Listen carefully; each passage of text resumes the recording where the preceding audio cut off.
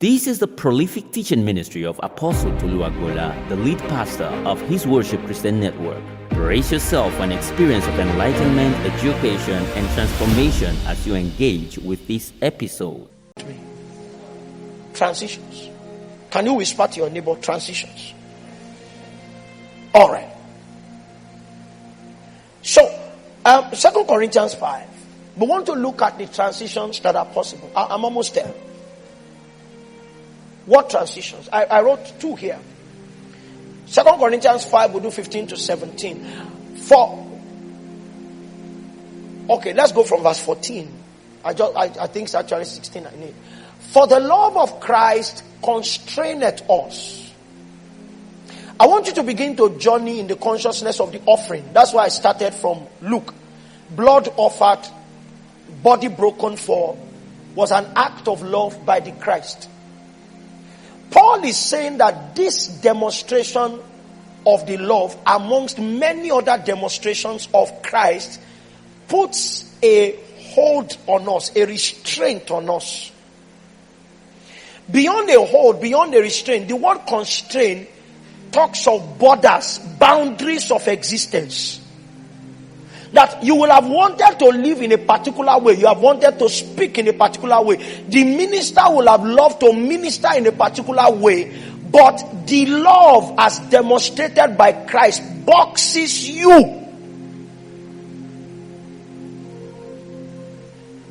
And the ground upon which it boxes you is that the love communicates to you something that you are required to process. And if you process accurately, you come at a deduction. That's what we see here. Because we does judge. The word judge there is discern. Now when we did the mathematics of our redemption, we arrived at a conclusion that if one died for all, then all were dead. Next verse. And that he died for all, that, what's the purpose? That they which live should not henceforth live unto themselves.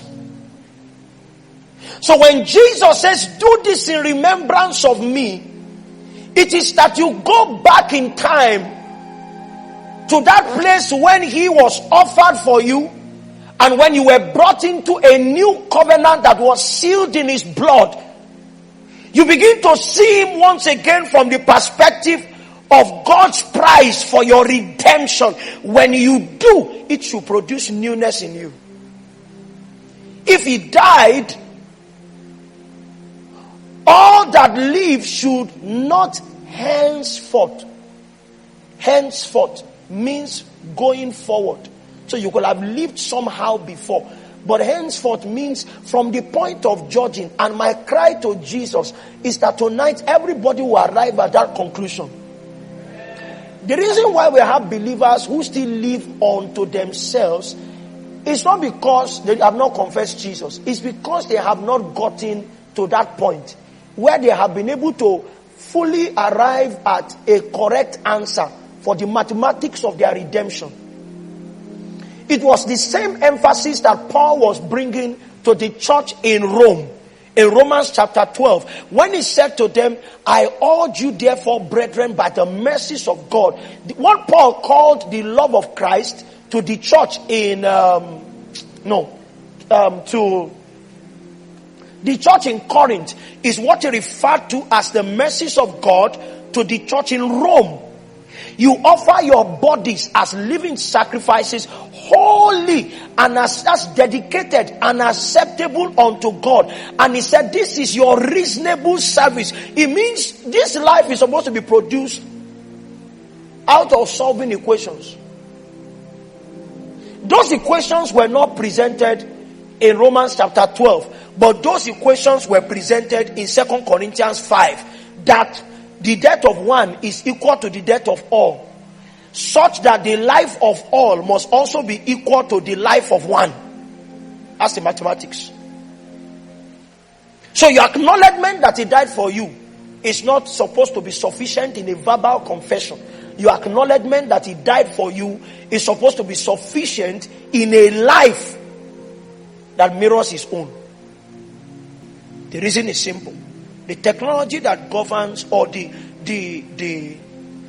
theory that governs those mathematical equations is called exchange.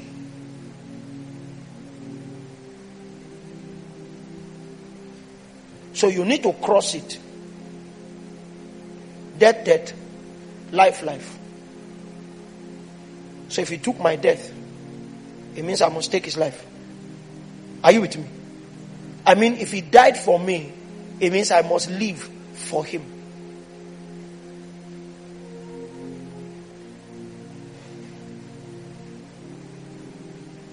The other side is if he died as me.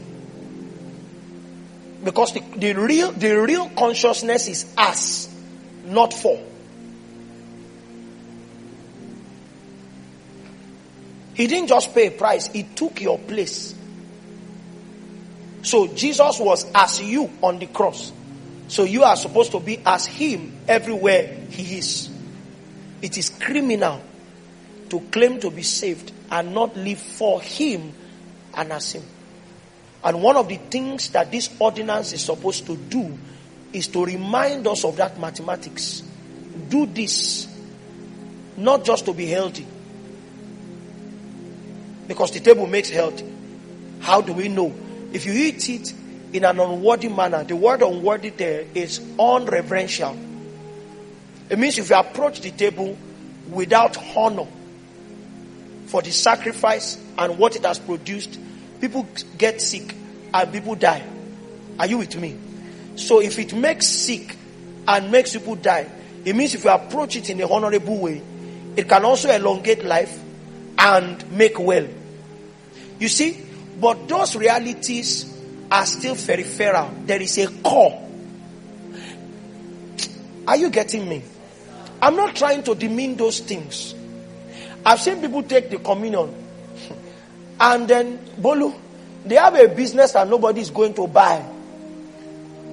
And then they take the communion in church and smuggle a cup, which is theft anyway, and smuggle the cup, or take a bottle. People shall. Lamde, am I right?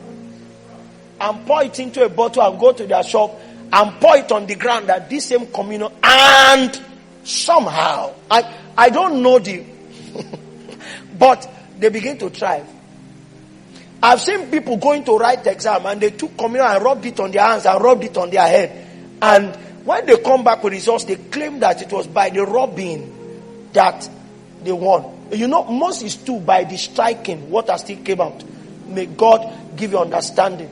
The instruction, the portal of entrance into what Jesus really had in mind. What I mean is that there are many other things. Because this guy who is having good business can still be a wicked man.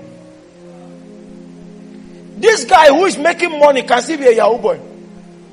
And he will tell you that the reason why I have not been caught is that I drink communion.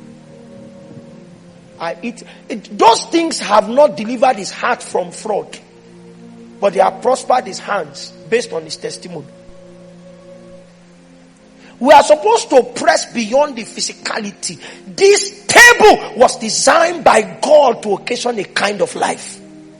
And as long as that life is not occasioned after we have feasted from the table, it means that we have not pressed into the true reality of why the ordinance was instituted. If you ate of the Passover and you remained in Egypt, then you did not pass over. This is the prolific teaching ministry of Apostle Tolu Agboola, the lead pastor of His Worship Christian Network. Brace yourself for an experience of enlightenment, education, and transformation as you engage with this episode.